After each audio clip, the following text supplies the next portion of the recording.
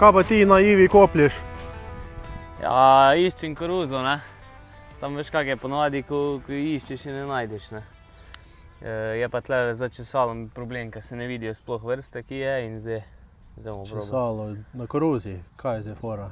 Ja, gledam, koliko smo globoko, ne, če jo slučajno doseže česalo ali ne. Načeloma je ne, ampak samo tako, da bi nazorno bolj pokazal. Zakaj pa česalo zdaj? Zakaj se to uporablja? Ja, zdaj tak. Po setvi je padel dež, ne vem, drug dan po setvi meni se zdi, da je padel dež. In to pomeni idealne razmere za kalitev ne samo koruze, ampak tudi plevelov. Zato smo v bistvu zdaj 5. dan po setvi v bistvu izvedli česanje, ki nam pa omogoča to, da smo tiste kaleče plevele zatrli oziroma okoli obrnili in se bojo oni v bistvu posušili. Tako da smo zdaj s tem pridobili sigurno 5 dni do prvega okopavanja, kar pa je veliki plus v ekološkem kmetijstvu. Evo ga. Ali si našel? Našel. Tako, se pravi, koruza, vidimo, že lep kalček, tako da je v enkratnih razmerah, je pa tudi dosti globje, kot mi česamo, tako da v bistvu ni noben problem, da bi jo zadeli oziroma premaknili. Zdaj, kot vidimo, je česalo naštimano dosti plitvo, tudi špice se vidi, da gremo recimo 3 cm globine. Glih tukaj, da se v bistvu same te grudice na vrhu, da se vse to prerahla. Zakaj? Tukaj vidimo rahlo vse skupaj, tukaj je že malo deža, mogoče mečkem bolj zaliman teren, ampak ni nič kritičnega. Bomo pa zdaj pokazali, ki se v bistvu vidijo tudi tej pleveli, ko začnejo oni pa takoj štartajo po dežju. Tako da bomo probali odgrniti. Pa ne vem, če se na kameri vidi, ampak tukaj vidimo, vidite take korenince bele, vidite tukaj, povsod noter so take korenince.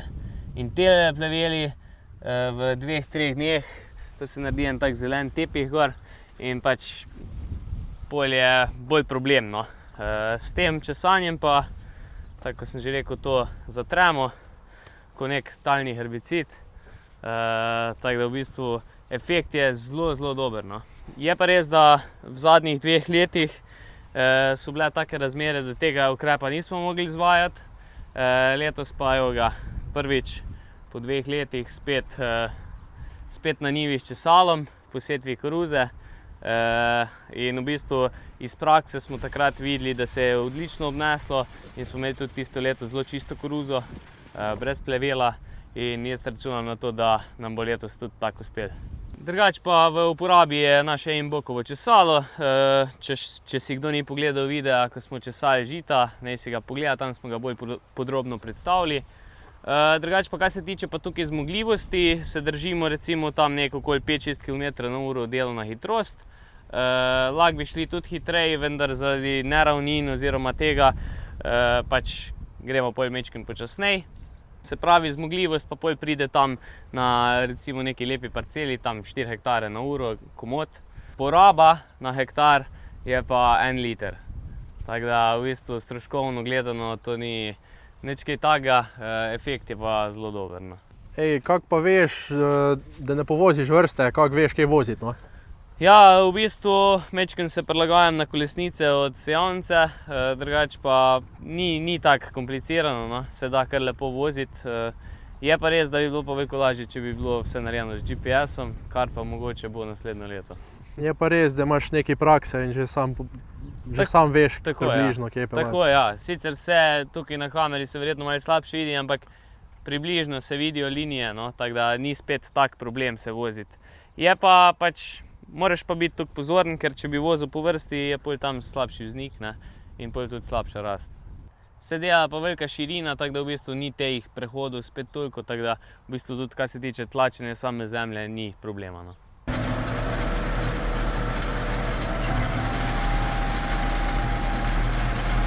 Drugač pa prečesali smo tudi majčken prej sojo, tako da v bistvu bomo za sojo delali isti postopek kot za koruzo.